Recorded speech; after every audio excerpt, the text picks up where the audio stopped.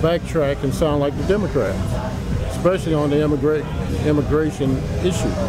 But it's not only on the immigration issue, it's the law and order issue. I mean, what do you expect if black people are not working? What is left for them to do? And then if you send the police force into the community as a punisher, then we have incidents like the Mike Brown case and the numerous incidents of black men being shot down. Shirley spoke a little while ago about saying that the urban interest is not necessarily a black interest, that it's very mixed. But what would you say that the black interest in this election would be for your community?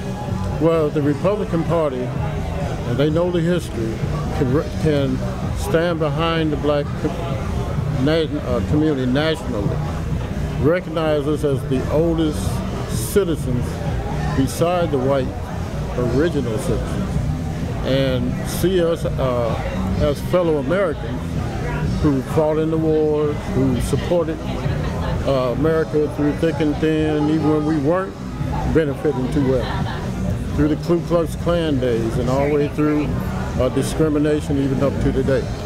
If they will somehow recognize, and we call ourselves now the chattel slaves, or the descendants of chattel slaves, to different ourselves from people you could call Obama African American.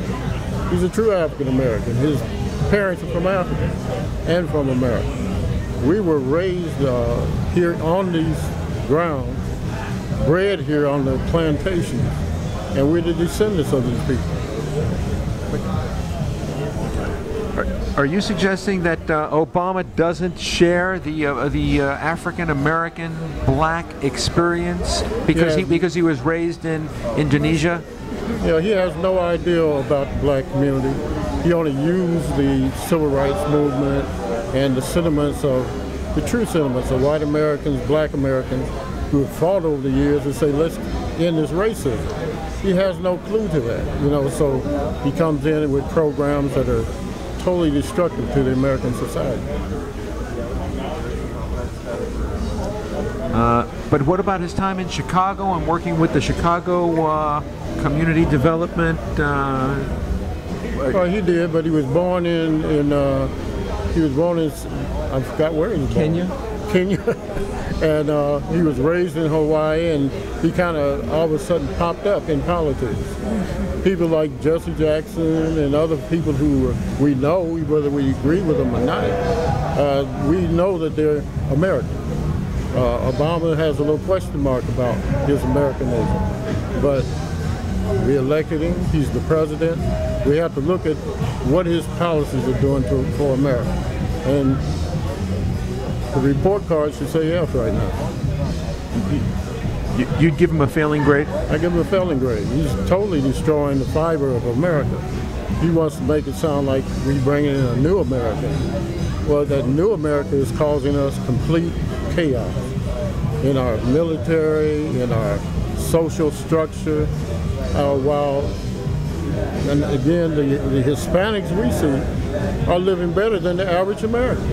They're having homes now, they're having cars now, they're having bank accounts, they come across the border, they're automatically given a high credit score, something that black Americans can only dream about.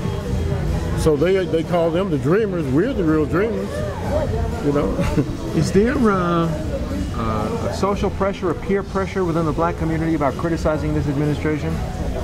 Among the Democrats, you know, among the Democrats, they're almost to a person lined up behind him no matter what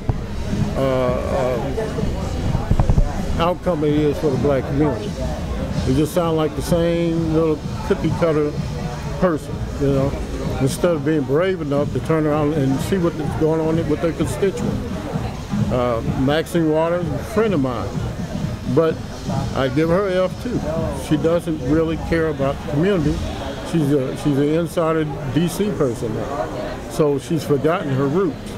And this is the problem of the black preacher, of the black politicians. They've forgotten our community. So our community is in total chaos and collapse. compared to the newcomers that these politicians are supporting, it's terrible. Well, how can you take a people who have given so much to this country and totally ignore them, or have their kids suffer? You know, they're not being educated. It's hard for them to go into college because the parents are not working. They don't have money. They're losing their housing. I mean, it's terrible. It's really terrible for the black community. Is this a congressional level issue?